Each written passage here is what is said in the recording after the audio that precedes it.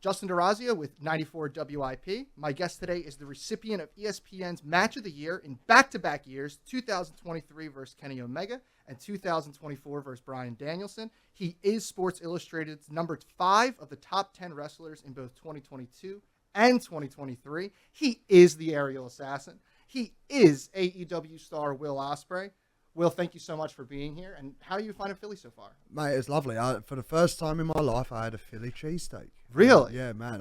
Not what I was expecting, I'll be honest with you, but like amazing taste, like real good stuff. So is this your first time here? No, I've been here for like 4 or 5 times, but okay. Like, I'll be honest with you, I like come in and I just stay in my hotel room and like I don't really leave or do anything until, because like I normally just land, I want to get a little bit of rest, and then the day after, like I'm wrestling. And then as soon as I'm done wrestling, so normally I'm at the arena or whatever venue I'm at all day, and then I'll go back to the hotel exhausted, and I'll just fly out. So like I never really get a chance to explore or do anything, and I'm fine with that. But like this time round, they flew me in a little bit early because they wanted to do a bunch of media stuff, which I love doing. I love promoting AEW. I love talking about it.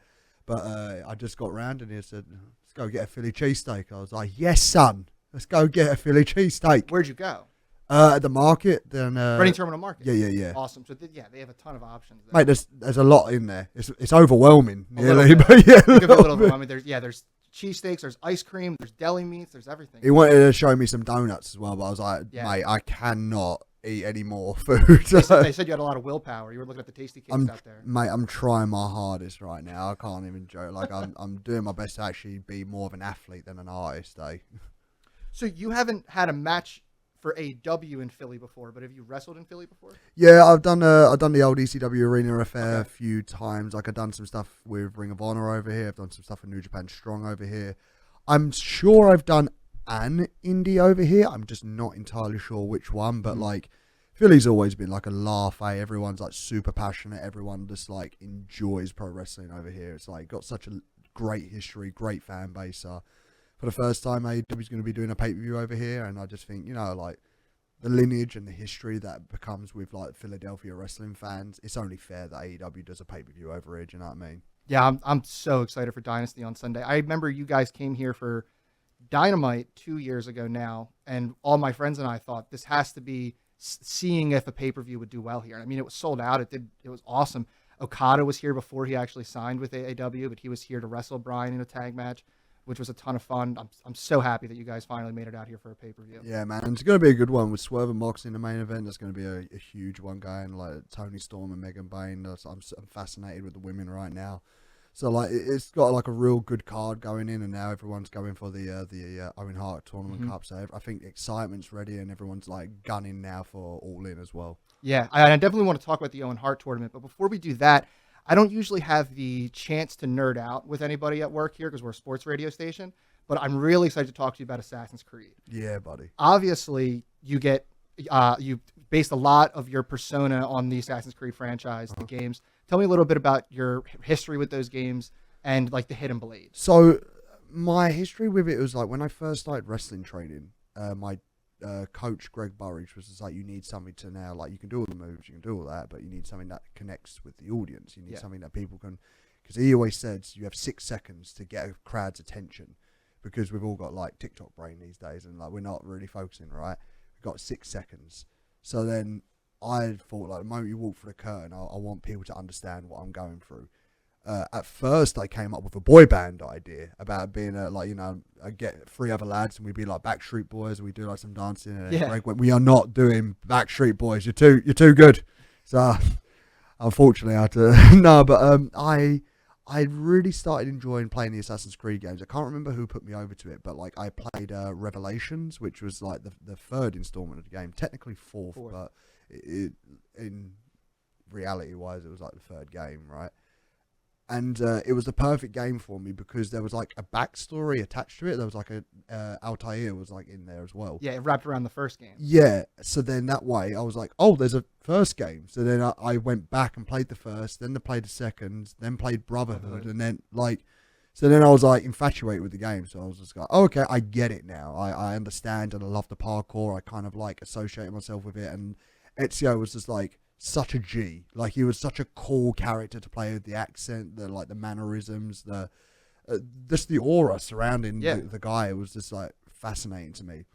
Then all the other games just slapped. It was just fire game after fire game after fire game. So like I wanted to be like the Assassin's Creed, and at the time like I didn't have the money to really like get the real nice jacket, so I just bought like the eBay cosplay coats, and I would just cut the sleeves off, and people understood what I was going for. Oh, he's Assassin's Creed, right?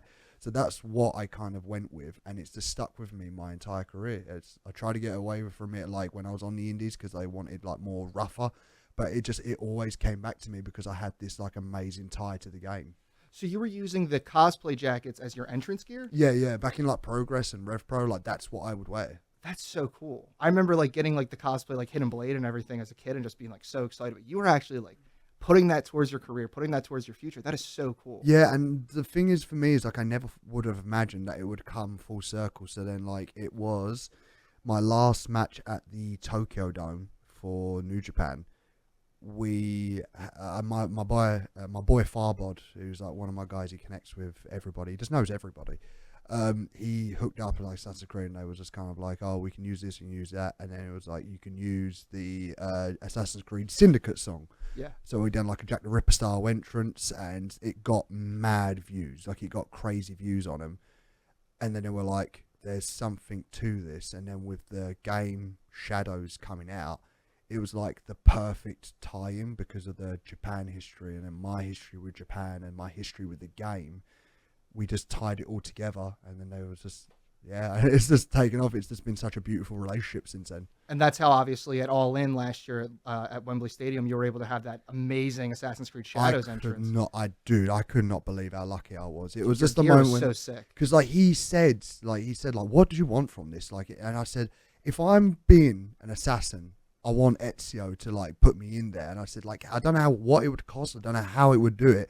And they just reached out, and then like by like a week or two went by, like I got all these like voice clips sent to me, and he was doing the accent, and he was like doing it. So I was like, what? Like, I couldn't believe it. I don't think it worked, because when I met up with him afterwards, like he didn't really understand what it was. And then when he saw it at Wembley with all the entrants coming together and the crowd like going nuts, like 50,000 people like chanting my name, it was just like, it was a genuine moment in time where I thought like I won. Like I did everything. Like I stuck to a game plan. I never like was like not committed to this. Like this has been like my commitment. I've never like cut anyone down. I always was like a good boy to everybody, and then this has just kind of come full circle for me, and I just couldn't believe how lucky I was. Like I generally felt at that moment like I've actually carved out a little part in wrestling history, and my name is in there, like some guy from Essex. You know what I mean? I couldn't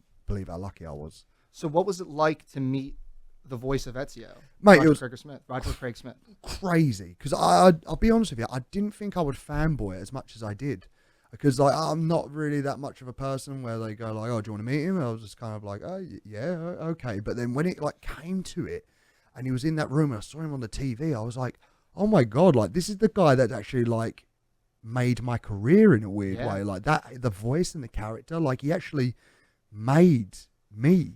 So like I have so much to owe to him, and we had this incredible moment where we're just sitting there and talking as like human being to human being, and just like I'm so grateful for him, and he was so grateful to me. And I just thought like I didn't come with anything. So then I got on the phone to my wife, and I was just like, babe, I'm begging you, the jacket is in the garage. Can you like put it in an Uber? And I got him to sign the jacket, and that's awesome. I got him to wear it as well. We like wore the jacket. He was like walking around it. It was mind-blowing stuff. Surreal. And then I found out he was Sonic the Hedgehog, which was like mad. Like, I can't believe you didn't know he was Sonic. No, and neither did I. But it was like, yeah, I've done Sonic. I went, you were Sonic? And he went, I am Sonic. And he just like, and he done the voice. I was like, I'd need to tell my kid this right now. Like I met Sonic the Hedgehog. And then what did your son say when you told him you met Sonic the Hedgehog? But like he was like, it's not actually. Like, you know, it's a 6-year-old. You know what I mean? It's like it's a 6-year-old. It's like he's not blue. Well, let's go back a little bit to AEW All In. You were just talking about your Assassin's Creed Shadows entrance, which was phenomenal. But your feud with MJF going into All In, the 60-minute match on Dynamite, was that the longest match in your career? Ever. Ever. Like I've never wrestled for an hour before. Like the longest that I did at that point, 1-on-1 was against Shingo in Japan during the pandemic. It was like a 47-minute, but like that's just 1-on-1.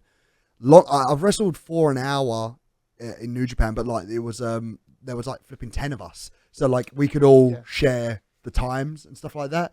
So I didn't really mind that. But 1-on-1, and you have to engage a crowd for an hour is stressful, like really stressful. And at open the show with it. Yeah, and I'll be honest with you, at the time I was going through like the loss of my nan, like my grandmother passed away. So I really wasn't in the best of headspaces with this, and it was a minefield to navigate through that. But like, I have to credit Max because he's such a great engager. He knows how to engage the crowd at all points. He knows how to like dictate the pace and ensure that everyone is enjoying like this match. And like that last 10 minutes of the match, I felt like I was sprinting at that point. So it was a real test of my endurance. I remember getting backstage and looking at Tony and being like, please never put me in a 60-minute match again. And that's Max's second 60-minute match in AEW. Yeah, and like, man, credit to him. Like, fair play, man. Yeah. I going into to All In after losing that match against Max for the international title, and then obviously he turns it into the U.S. title, kind of mocking you in your home country. What was it like to then get that rematch at Wembley against a former AEW World Champion, have the crowd chanting your name, and just kind of take that title back? Mate, it was one of the craziest experiences that I've ever been a part of, just because, like, when you're in there with... I said this to my missus, and, like, it's moments like after Wembley when it's all quieted down and you can re-watch it. And I generally had like tears in my eyes because I was just like, I've carved out like a piece for me. And it's just like, there's 50,000 people in there, right? So there's a good percentage of people that like probably knew about me but never have seen me, right? But I think there would be a larger percentage where it was like, I've probably performed in venues in like social clubs and working men's clubs in front of 50 people that were in that stadium that saw me when I was 18 years old, like for the first time. And I followed my career ups and downs, and they were in that building to support me and like make sure that like they had my back. And I was so grateful to just be in that moment where I was just like, I generally felt like at that moment in time, like the British wrestlers that come out to your mind, when you think of like the greatest British wrestlers that have ever came to your mind, like British Bulldog's the first one that comes to my mind. Next one's like Dynamite Kid. The other one's like William Regal. And then if you really want to go down it, you can think of people like Zack Sabre Jr. as like the greatest technical wrestler that's ever lived. You can think about like Pete Dunne. But like now, like I do think like I'm up there. I'm up there with some of the great British wrestlers that have ever lived. And I can't believe it's me. And I'm just grateful. I'm like super grateful. I really liked how you were able to carry the weight and the finish of the Bryan Danielson match at Dynasty in 2024 into the story with Max and the feud for the international title. What went into that decision, or how do you wrap around bringing in the finish of one match directly into the storyline of the next one like that? I think it's just a lot of long-term thinking because, like, once again, there's a lot of moves that happen in wrestling these days, and they're just like, I think a lot of people like. Do you remember once upon a time the Canadian Destroyer was like the craziest flipping move? But like now it just gets like everyone does it. Everyone does a Canadian Destroyer. It is an easy move to do. So for me, like the Tiger Driver is generally like a very dangerous move, and like I don't enjoy doing it all the time. But I used to spam that in Japan. I used to just do it quite a lot, and like I would do it on the indies all the time. And I really would have liked to have done a move where it's just kind of like, I am only bringing this out when it is just like desperate. So like when it came to the Bryan Danielson match, I would really like to just like, I know it's not everyone's cup of tea where it's just kind of like, oh, we're scared to hit a move. It's just kind of like, I wanted to see, like, I hit it on a guy that I consider my hero, that does have neck issues, that does have all these things, and I just didn't get, I was just like, yep, Tiger Driver, let's do it. And then when we played off that emotion of just like, I hurt somebody that I generally care about and generally like have so much respect and admiration for that I couldn't even look at afterwards because I was ashamed of myself for doing it. It then creates that urge with the fan base to be like, just hit it. just hit it. And like when it came to Max plays such a despisable person that like you justify the reason for like wanting to snap this dude's neck. Yeah. So like that's why like, and that's the thing that I say to people, right? Where like a pile driver is dangerous, but the biggest thing is you got these big fires that can protect people's necks. It like locks people's necks in place, so it's just a compression on the spine. Same with Canadian Destroyer. Same with a J Driller. There's no way I can protect the guy. I just pick the guy up and I just let go, and it's their free fall. There is no way I can physically protect them. It is generally like the most dangerous move. It's up there with the Vertebreaker, the Burning Hammer. It was like banned from American TV for years because it was just a dangerous move. Like people didn't want to take it and it was too risky. I brought it to the forefront and I wanted to tell people that like this is a very dangerous move that should not be taken lightly and just should not be spammed around. Yeah, and you 100% did that. The first time I heard of the move was from you. Was between, I believe, you versus Kenny Omega. Yeah, when I hit it on there, and that's the thing, like the story behind that all as well, because like people forget Kenny kicked out of that move, but then it was shortly afterwards, like I was able to do it, and that's the way I was able to like be able to like create that moment where like I was able to beat Kenny because I hit him with the most dangerous move, but then afterwards he had nothing left in the tank. And people remember that, and people were frightened by it because of the way he landed. And like once again, there is no way to protect yourself on that move. It is a sheer drop. I remember that was like all anybody in the wrestling community was talking about at that time was Kenny stretching his neck out for weeks to prepare for that, and then just the controversy around it. But the way that you've been able to kind of take that controversy outside of wrestling and bring it into the story of the move, into the character, it's been really, really interesting to watch. I appreciate it because I know it's not everybody's cup of tea. Yeah. Those type of stories where like, oh, wrestlers are scared to hit his own move, and it's just like, it's not that I was scared to hit a move. I just didn't want to like hurt anyone. Yeah, I come across as I'm a very much like a golden retriever energy. Like I have this bright, bubbly personality, and once upon a time I wasn't. Like there was like that story with Kenny. Like people don't understand. Like he came over to Japan, which is the place that made his name, the place that really represented himself there. They made Kenny Omega, Japan. Yeah. And then he came back, he left Japan. I had to take all the burden. I took all the work. And especially in a pandemic era, he came in and he wiped the floor with me. So it made my character like vengeful, and it made it just like angry. I couldn't handle it anymore. So then that's why like I wanted to hurt him. I wanted to do damage to him. And that's why I went into the resources of Misawa, because that was the move that he would hit on people to like end them. Like, you know what I mean? So that's why like I wanted to go down that route. But then when I came into AEW, it's this new lease of life. Like I'm happy, I'm joyful to be here. Like, and I think that's the one thing I wanted to do with AEW, because I feel like a lot of people like took advantage of AEW, and I wanted to be kind of like, I want to be the captain. Do you know what I mean? Like I want to come in and with the right attitude and the right way of presenting myself in a way like this is the new way. Like I could have gone anywhere. I really could have gone anywhere. I wanted to come here with the mindset of like, I'm not taking this place as second fiddle. This is my main source of work. This is what I want everybody to inspire, and anyone from this point on, this is the bar that you need to hit. And I feel like I've done that, and I feel like the team that I am around are doing that. Like we're all like wanting to push AEW in the right direction. Yeah, and you say you want to be the captain of AEW, of course, and one could say that the captain of a wrestling promotion is their champion. And you've now entered into the Owen Hart tournament, the Owen Hart Cup tournament, and the winner of this will, of course, get a championship opportunity against either Jon Moxley or Swerve Strickland. We'll figure out how that ends at Dynasty on Sunday. What would it mean to you to be the world champion, to be the captain of AEW? For me, I have longed and wanted that responsibility of being the guy for years, and I don't think I have the maturity to have done that. In the recent years, like I've become like a stepdad. I've become a parent, and I'm really good at it, and I'm enjoying it, and I am loving seeing this little kid grow up in front of my eyes. This woman that has given me a brand new lease of life, and I am very passionate towards wanting to be the best example for them. And now I understand that responsibility of being in this position and being the guy.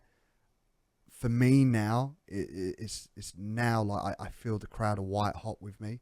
Every arena that I go in, the moment the beginning beats and my music hit, the they stand and they start bouncing. Everyone's having a good time, and I feel their energy and I feel their want and desire to be the guy. Like, and the thing is like, I don't know what that looks like. I have no idea what it takes to be the guy. So educate me, tell me what I need to do, and I'll lead as best as I can. But I feel it right now. I feel like right now I'm performing at my best. I'm working within my prime. And I think if you asked the audience of AEW, who do you trust with the world title? I think a lot of them would say me. I think you're right. I think what made me a fan of yours was after your match with Swerve Strickland. I'm going to be honest. I don't watch a lot of wrestling outside of the U.S. So my introduction to you is through AEW, not through New Japan. And what made me a fan of yours was your match with Swerve Strickland at Forbidden Door. And going into that match, I remember just talking to all my friends, everybody in my family, saying, I don't know who the hell's taking a pin in this. And then a quote. But that's what makes wrestling exciting. And that's what makes it exciting. And I'll never forget watching that match with my two cousins, who I believe it was their first pay-per-view ever. And to watch that main event with them was so amazing. To see them just, their jaws drop at the Styles Clash, and everything that you guys were doing was incredible. But the quote you had after that match, where you said something to the effect of, nobody should be scared of taking a pin from the champion. That's what made me a fan of you, because that showed me that you were willing to work and you were willing to wait for a title when a lot of people kind of believed you were going to come into AEW and just immediately take the jetpack to the top. You know what I mean? I mean, I can see why people do think that, but that's not me. I'm very much along the lines of I am a team player, and like I don't think it was my time yet. And I think in those moments, it's not my decision to make those type of calls. I don't think anyone should be making those calls other than the boss. Yeah. So in that moment, for me, it's like I'm not going out there to be like, I'm just trying to do my best by what AEW is. And for me, Swerve Strickland was the guy. And how'd you make him the guy is by the teammates all forming around and pushing it in that direction. I think that should be done with any world champion, any type of sport. I don't think there should be any type of bad takes towards it. I just think it is just a case of like, if this is our world champion, then we all need to be teammates for it. Like football terminology is just kind of like, I would love to score the winning penalty for England, but like it might not be the case that I'm taking the penalty. I might need to like lay up the corner, and I need to like get the through ball in there. And I think that's the main thing right now, is just like I'm very much along the lines of a team mentality, and I think everyone in AEW now fully understands that we are a team. We have the uphill momentum right now. We are really rolling. The TVs have been great. The pay-per-views are always outstanding. And we are all leading towards this one big moment in Texas right now. I mean, obviously, look, we're Dynasty. This is where the road starts right now. We're in Philadelphia, in one of the most passionate wrestling crowds that have ever lived. Dating back to ECW, to Ring of Honor, and now AEW, which is a wrestling dominant company, are now coming to Philadelphia. And we are all gunning towards this beautiful moment in a stadium, and our backs up against the wall. The truth is, this is generally the truth, people don't want AEW to succeed. They don't. It is our job as talent, as staff, people working the trucks, people in catering, to all come together and ensure that moment in AEW All In is us putting our flag in the ground and saying we are here for good now. So let's all get on the right page, and like I'm excited for it. I know the fans are excited for it, and I can feel the momentum is on our side now. So let's talk more about Dynasty on Sunday. Yes, obviously, it's the first stop of the Owen Hart tournament. You'll be facing Kevin Knight. As a new member of the AEW roster, what can you tell me about Knight? So Kevin Knight was over in New Japan. He was a part of the LA dojo, which was Shibata's group of lads. Pardon me. And I always was a fan. I would sit in the United Empire dressing room and would watch his junior tag matches with Kushida, or any time that he was in a ring, and he just stood out. He's got a beautiful face, beautiful body, likable personality. And then when I heard that he was coming over to AEW, I heard Jay White say some amazing things about him, and they're all true. That they've got so much riding on him. He could easily be a top guy in like 3 years' time if he really applies himself. That moment where I'm tagging with him, and we do this crisscross dive. and I decided to go through the ropes. He leaped over the flipping thing, and he had more spring than maybe that I've ever had. Like, I feel like I would need to date back to when I was 24 years old to have those type of jumps. So then to look at that and be like, oh man, like, maybe you're more athletic than I am. So I might even need to go back into my old catalogue of being a junior heavyweight, or I need to go into like my old Commonwealth Kingpin manner of what I did with Kenny Omega, and I just need to chop this guy down. But Kevin, for me, has a lot of potential, has a huge prospect for what AEW could be. He has right now been dropped in the ocean with a great white shark, and I can't wait to see how he swims. To see him make his AEW roster debut against Jay White and then immediately go to a pay-per-view against Will Osprey tells me that AEW really believes a lot in this prospect. And I'm excited to see what this match on Sunday's like. I think, honestly, the bar is super low with him because not many people know what he can do. Yeah. I know what he can do.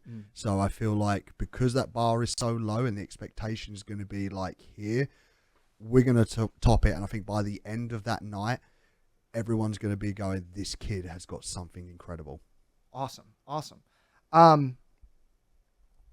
When I was prepping for this interview, I was going through a lot of your old matches, trying to decide what my favorite match of yours in AEW was. And what I've realized is it's a lot harder to narrow down your best match in AEW than it is a lot of your opponents. There's too many. All of your opponents' matches in AEW, their best matches are against you. Fletcher's best match is against you. My opinion, Okada's best match is against you. My opinion, Danielson's best match is against you. I can't imagine what that's like to be, despite not being the world champion yet, to be the top guy in that company. I call it the curse of the standard, because I've set such a bar of it now that like if I fall short of the bar, people will be like, "What, is that it?" So yeah. like it's very difficult, and it does weigh a lot on my brain sometimes, because like I keep trying to say like, okay, how do I outdo this? How do I outdo this? But the reality is now, like, I can have those thoughts of how do I outdo this, when reality all I just need to do is just go like, okay, I'm just going to do me. I don't try and think about how I can outdo Swerve. I don't think about how I can outdo Tony. I just go, hey, I'm just going to do me. And so far, everyone seems to be enjoying what I can bring to the table. I think this is going to be like really telling in the years to come of like, can I bear that responsibility of a world champion? And so far, I think I can. You just finished up a series of matches against Kyle Fletcher. What was it like to go against a former ally like Kyle Fletcher? And then I believe that third match, the steel cage match, was your first time in a steel cage, right? Yeah, so I mean, like in one of those like proper American steel cages. Yeah. So like we done like a dog pound cage match in New Japan, and I done like a cage match in England, but it wasn't like a real cage. Yeah. It was like it's an alright cage. It just wasn't a American style steel cage, and like for me, it was super intimidating because I've never performed to a crowd of that size with something in between me and the fans. So I was wondering how I like engage the audience, because I'm very much along the lines of I'll do something, I'll look at the crowd and be like, yeah, let's go. Because once it's a concert, they're my instruments, and if I don't have them with me, like I don't know how it looks, I don't know how it feels. So that was the first time I really felt challenged, and I felt like uncomfortable because I didn't know what to expect. But when you're in there with Kyle, which like I know Kyle knows me, we're both these type of people that want to give everything and we want to leave it all out there, and which is why we end up jumping off a flipping 20-foot cage. So like it's always scary, and it's always those moments, but it's a moment in time where once that dust settled and we walked away, both alive, both good, feeling it, but both good. Yeah. And you sit there, and then everyone just goes, that was the greatest steel cage match ever. And I can't tell them they're wrong, because like I didn't do any homework on any type. There wasn't like a cage match that I watched and was kind of like trying to take ideas from or anything. I just like kind of remember certain matches. Like I remember TNA AJ versus Abyss. Mm-hmm. And I was like, oh, I remember it, but I didn't watch it or study it. I just like felt the environment and just wanted to leave people by going like, and you know, honestly, for me as well, I think that when I done that Spanish Fly, I think that was me writing a letter to AEW being like, that's how committed I am. Yeah. That's my commitment. Like I'm willing to give my body to ensure AEW's future. And I think that is why generally there is that sense of going like, we trust you. Because I feel like a lot of people have come into AEW and abused that trust. I'm not going to abuse that trust with the audience. When you're on top of the cage, staring at Kyle, right? I was pooing my pants. Oh, yeah. So I was going to ask, what goes through your mind at that point? Don't die. How do I get down? Don't die. Mate, there was one point, I'm not even joking, where I was up there, and I was like, my heart was beating so much, because I generally thought to myself, like, one of us is going to get really badly hurt here. Because it's AEW steel cages are, like, way bigger. But, like, it was like, phone was, like, looking at the audience, like, phone was out recording, phone was out recording, phone was out recording, phone was out recording. And then there was this one guy in a green shirt looking up being like, don't die, don't die, don't die. So I was like, he's down there. Like, I'm up here, man. Like, you need to, like, film me with some type of confidence. I just think that's after people watch Tony Storm and Mariah May have one of the bloodiest matches ever. They go from match to match hoping, I can't believe these guys are going to kill each other. Yeah, man. Like, it's just... But I think that's what I like about AEW as well, just because, like, you saw blood in one place doesn't mean it's the last time you're going to see blood. Mm-hmm. Like, so that's where I kind of be like, anything can happen. We live in this realm now where just kind of like, there are no rules. There are certain written rules in wrestling that we kind of like, okay, like, there are no rules with AEW. We throw them out the window. Like, we are not following any type of landscape of what, like, there was a quote that I writ down on my phone, because AEW is far from traditional. Mm-hmm. And it was a quote, and I love this quote, and it says, tradition is peer pressure from dead people. They're not here anymore, man. Let's write our own tradition in AEW. So this is for me, this is us rewriting history in wrestling. So if anyone has that mindset now, everyone has that mindset of just being like, screw tradition. So screwing tradition. On April 18th, in a couple weeks, you guys, AEW Dynamite, will officially be televised, syndicated, longer than WCW Nitro. So you'll be the second longest running weekly wrestling show ever. What does that mean to you to be a part of that?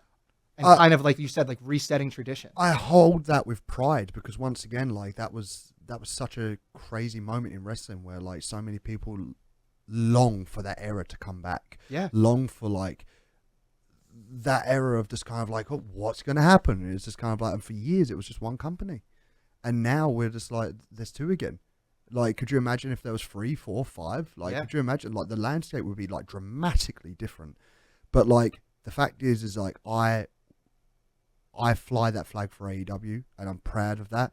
But I don't want that to be like, hey, we did it. Like, we need to keep our foot on the gas pedal and continue to find new gears. Because the moment that we get complacent, we might as well be dead. I love that. The goal is not to pass WCW. The goal is to be I could not care less. Like, I mean, look, if this is a giant double birds to Eric for the horrendous things that he says on a weekly basis about AEW, just like, okay, like, I feel like Tony has got that right and is justified for putting both of those fingers up. If that's generally what he wants to do, that's not what I want to do. If that's what he wants to do, he's my boss. He's allowed to do that. Do you know what I mean? He pays my bills. Yeah. But, like, my main mission isn't to be like, let's surpass WCW. My main mission is to be like, I want AEW here for like 50 years. I want one of these days my son to wrestle in AEW. Yeah. So like that, it's like New Japan Pro Wrestling has been running for like 53 years now, I think. So 53 years. I want AEW to be running for 53 years. And to do that, it takes work from the entire roster. So this isn't about, let's celebrate, we're the second longest running. It's like, okay, cool, let's keep going until we're the longest. I love that you're already thinking in a generational sense, thinking about how you want your son to kind of follow in your footsteps and wrestle in AEW. I mean, I'll be honest with you, he could not care any less about wrestling really? right now. He doesn't watch it? He just like, he doesn't watch it with me. He doesn't really, like, every now and again something will pop up, and he would like. There was one time he was like playing with his toys, and I was watching this match that I had with Josh Alexander on the TV screen. Uh-huh. I swear to you, he's playing with his toys. He looks up at one point, and like I do like the coast to coast with like a springboard, and he goes, "Oh!" And I like looking at him, is like, "Is this it? Is this the moment? Is he going to be a wrestler?" And he goes, starts playing with his toys again. Like, you know what I mean? So like, he hasn't had that moment of like, okay, like I'm interested. Like, what is this? Like, I think when I start bringing him to work soon, I think he'll understand it a little bit more, because like he's asking questions already. He's going like, "What is AEW?" Because like all of his school friends know about it. Oh, so like, okay. yeah, there was a moment in school where after the cage match, because I was away for like 10 days, so I came back and I picked him up from school, and he does this thing where like him and his mates like run off and they run to the school gate and they wait for us there because I can't keep up with him anymore. I'll be honest with you, he outruns me on a daily basis. But like he was having a conversation with his mates and I couldn't hear it, and he's going like, blah, blah, blah, blah, blah, blah, blah, and I heard cage match. So his friends are watching it, and then I heard that, and he just goes, "Oh, it's just my dad." And it's like, I don't know, it's not the first time he ever called me dad, but it's the first time he's called me dad in like a situation where like he's around his friends, around the other parents. So like, it kind of meant a lot to me, man. Like stuff like that really weighs on my heart. So That's amazing. yeah, man, I love that kid so much. I think the most popular shirt in wrestling right now has to be the Bruv jersey. I was at Full Gear and I couldn't get my hands on one.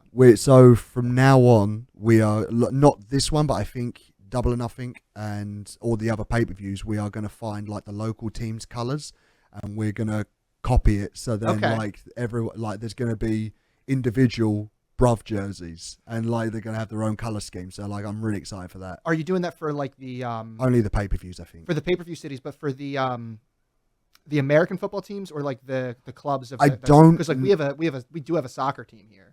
Yeah, I think I might be going there tomorrow. Maybe, yeah. I think I'm going to the soccer game tomorrow. Yeah, so I'm looking forward to that. That'll be my first actual MLS football. game? Yeah, it'll be my first football game that I've ever attended. So like the fact that I get to go over there, that's going to be really cool. So wait, you've never attended?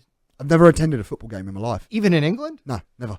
That's incredible. No, that's kind of crazy that your first one's going to be an MLS Union. I know, that's mad for me. So like I do feel like a little bit ashamed of myself for doing it, but like I just never really got round to it. I love wrestling too much. Like all my weekends were wrestling in nightclubs and in working men's clubs. I never got the chance to go and do it. Like the fact that like Kyle, when he was living with me, saw a football game way before I've seen a football game, has always made me laugh. Like I've never just got round to it, and I'm fine with it. Your boss owns a football team. He's never. I've asked him. Okay, I want to say he's never asked you to attend. I've asked him. I would be like, "Can I go to one?" And he was just like, "Yeah, I'd love you to." Like I don't know when they're on.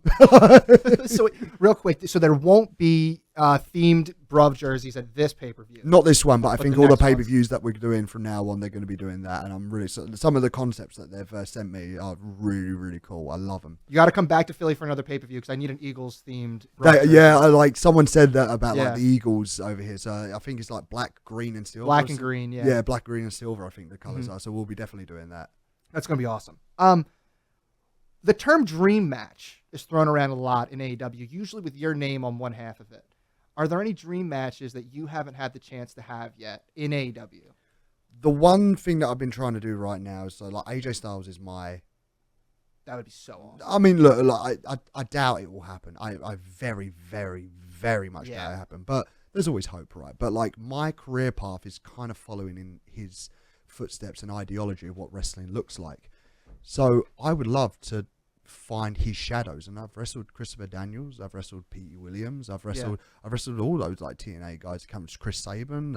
I've wrestled a lot of the TNA guys. There is one name, and I would say that's his biggest shadow that I've never wrestled. Samoa Joe. I've never wrestled and he's here, and he done an interview a little while ago that he doesn't see himself wrestling that much longer.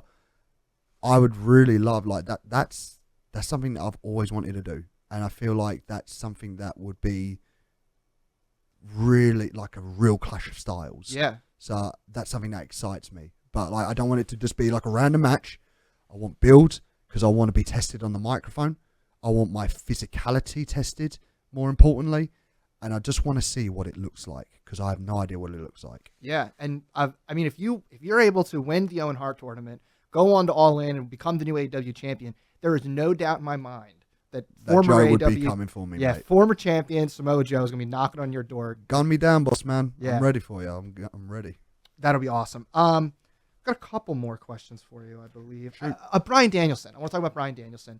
Your match at Dynasty last year, that was the most electric I've ever seen a crowd before a match started.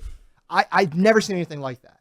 What was going through your head just standing on the opposite side of the ring from Bryan and hearing the crowd chant your name like that?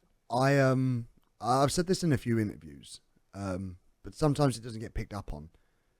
I never imagined that I'd be in the ring with Bryan Danielson ever. But I stood opposite him, and I had this real moment of like, oh my God, like I'm one of those guys now. Like I've become like, do you remember when like Bryan Danielson and Kenny stood in the ring? Bell rung, crowd stood up, right?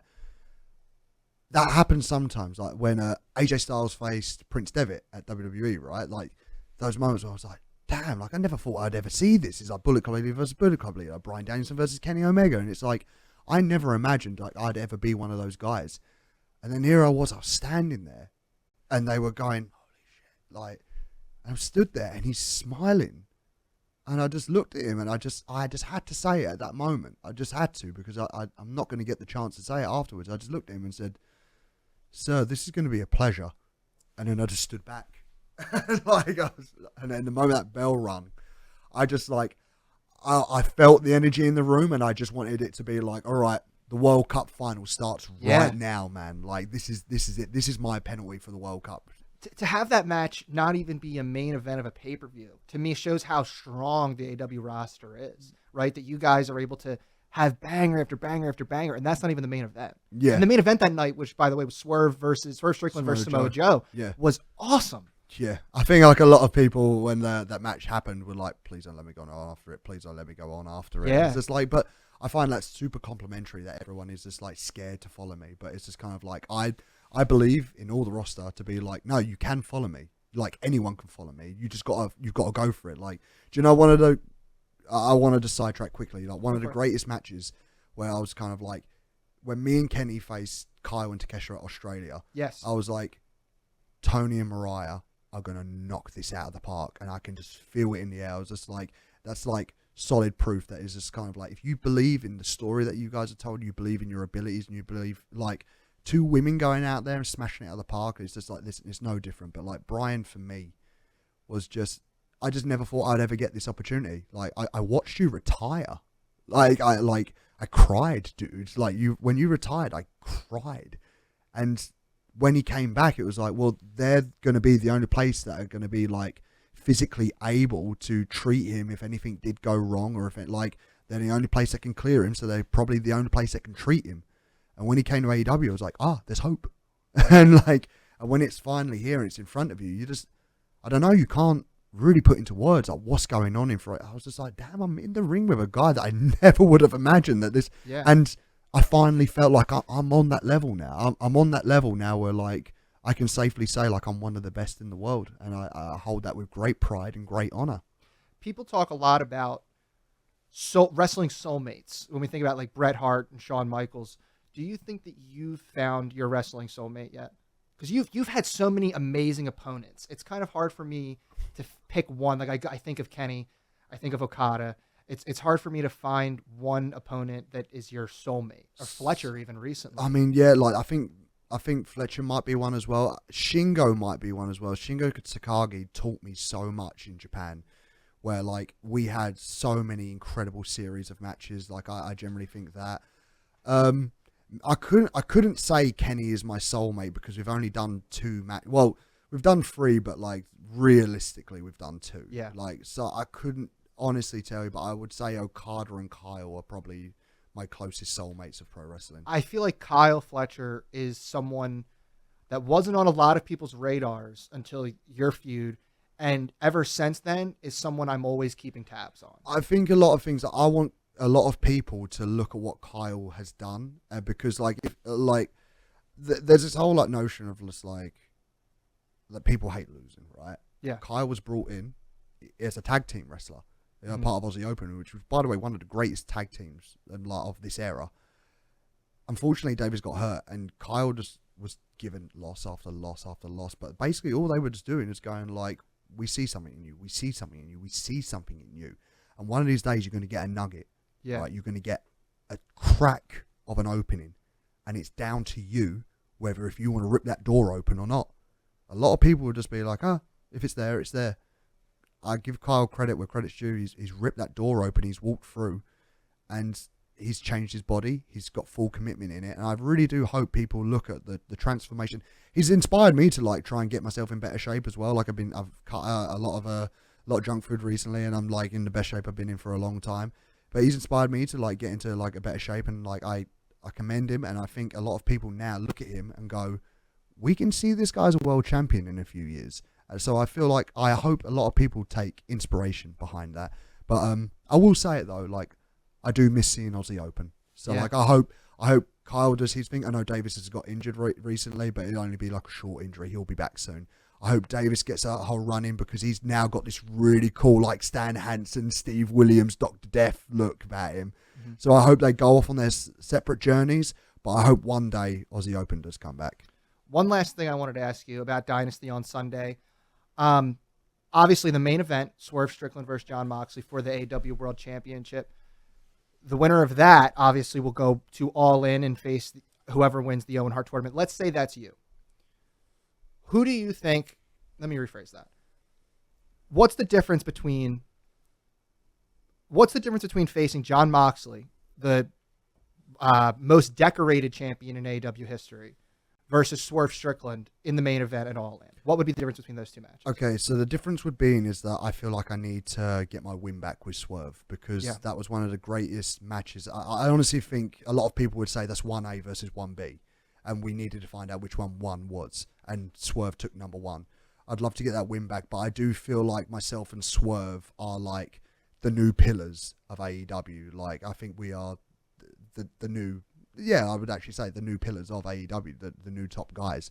So for us to be put in a situation where we would need to show at people, like, this is the new AEW and this is where we're going forward with this thing. Like, put your trust in us and we will deliver. With Moxley, I have no problem saying this, but Moxley's one of the reasons I'm here. Really? When Moxley took the microphone and he said, I want the ball, I want. It's time to show. It's time to be a legend. That's what he said. With all the controversy that was around AEW at that time, a man stood in that ring and said, "Follow me, I'll get us there."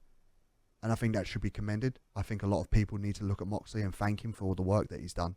He was and is the ace of AEW. I think I'm the new ace of AEW, and it's my time to take the ball. I think that is the old ace versus the new ace, and I think that's a moment in time where I think people would look at that and say this is a new dawn and it's a new era of AEW that's coming in front of us right now. And you've never wrestled Jon Moxley in AEW before, right? Not in AEW. I've wrestled him in New Japan, America, and I've wrestled him in a triple threat over in Japan. But the one in America didn't really end well. Okay. It was a referee's mistake. Oh. And like there was like basically like he hit his finisher, I kicked out, but the referee counted 3, and it was just a kerfuffle. Just happens. So you need your lick back. I want my lick back more importantly, but I think I don't really care about the lick back. Mm-hmm. I care about AEW. Yeah, I care about being the guy now, and I'm sick of seeing the belt in a briefcase. I'll be honest with you. I want to wear that belt with pride, and I want to go on shows like this with the AEW World Championship because it's one of the most beautiful belts in the world. It's the best looking belt in wrestling. Exactly. So for me, I want to wear the flag. I'm very passionate towards it, and I have every bit of respect for Moxley. Like every bit of respect. I can't say enough wonderful things about him, but I think it's my time now. And I think so too. Well, I want to thank you so much for spending time with me today, for speaking with me. I wish you best of luck against Kevin Knight on Sunday at Dynasty, and the rest of the Owen Hart tournament as well, and all in. It's going to be a long tournament, and I hope everyone pays attention and keeps a foot on the gas pedal because the momentum's coming back with AEW. So if you guys aren't doing anything on Sunday, I think there's like just under 1,000 tickets left. So it's AEWTIX.com. And come along and support us because we are the underdog. People don't want AEW to succeed, so let's make pro wrestling succeed. And AEW, of course, is coming to the Leacore Center this Sunday, April 6th, and will also be available to purchase on pay-per-view. And as Will just said, this event is AEW's Philadelphia pay-per-view debut, and tickets are available right now, limited amount, on AEWTix.com and also Ticketmaster. Awesome. Thank you so much, Mate, Will. thank you so much for this. It was a really good interview. Thank you. Thank you.